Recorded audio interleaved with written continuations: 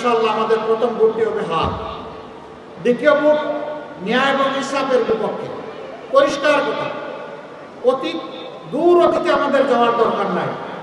যেদিন থেকে আল্লাহ তাআলা কিছু মুক্তির ব্যবস্থা করে দিলেন 5ই আগস্ট 24 সাল, সেদিন থেকে কার আমলনামা কেমন, কার দৃষ্টিভঙ্গি, চলাফেরা, কাজকর্ম, আচার আচরণ, কার নীতি পলিসি কেমন, সেইটা আপনাদের সকলের সামনে পরিষ্কার। এখানে যাদেরকে সুনীতির উপর পাবো, যাদের উপর আস্থা রাখতে পারবো, আমার দেশ, আমার মাটি, আমার মা, আমার ভাই, সবার আমানত যারা রক্ষা করতে পারবে, ইনশাআল্লাহ 12 তারিখের ভোট তাদের পক্ষে হবে। আমরা হিসাবের প্রতি দাঁড়িপাল্লা দিয়েছি, আমরা ওজন করে সকলের পাওনা তার ঘরে পৌঁছে দিতে চাই। যার যেটা অধিকার, যার যেটা পাওনা, সেইটাই দাঁড়িপাল্লার ভিত্তিতে ওজন করে ইনশাআল্লাহ আমরা পৌঁছে দিতে চাই। আল্লাহ যেন আমাদেরকে তৌফিক দান করেন।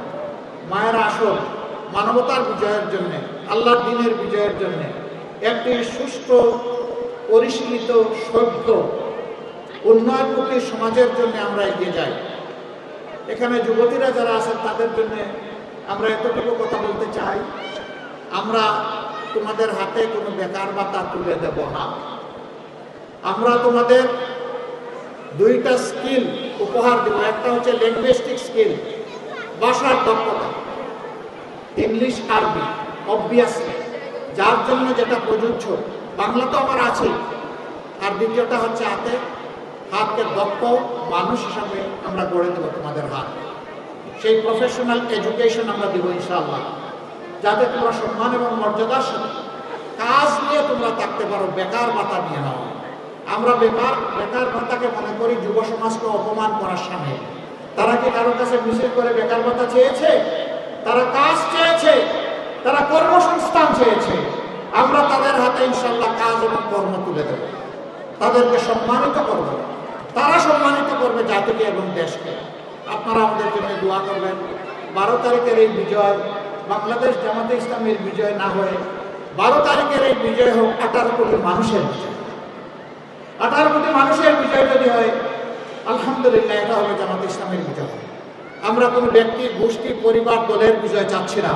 আমরা চাচ্ছি সত্যিকার অর্থে মানবতার বিজয়, 18 কোটি মানুষের বিজয়। আমাদের চোখে সকলেই সমান। নাগরিক হিসাবে এই দেশে যারাই জন্ম নিয়েছেন, যারাই বসবাস করেন, আমরা সবার প্রতি শ্রদ্ধাশীল। তার ধর্ম বর্ম আমরা দেখব না। তিনি আশরাফুল মাখলুকাত, একজন মানুষ। আমাদের বিবেচনার জন্য এটাই যথেষ্ট। কষ্ট করে আপনারা এসেছেন, আপনাদের জন্য ঘর থেকে বের হওয়া অত সহজ না। এই যে এখানে ফুলপুরিদের মেলা, এখানে সব ফুলের কলিগুলা সবাই চলে এসেছে এখানে, এসে তারা এনজয় করতেছে। এদেরকে নিয়ে সামলিয়ে আপনাদের এখানে আসা, আবার নিয়ে যাওয়া, আপনাদের এই স্যাক্রিফাইস, আল্লাহ তাআলা কবুল করুন দেশের জন্য, জাতির জন্য।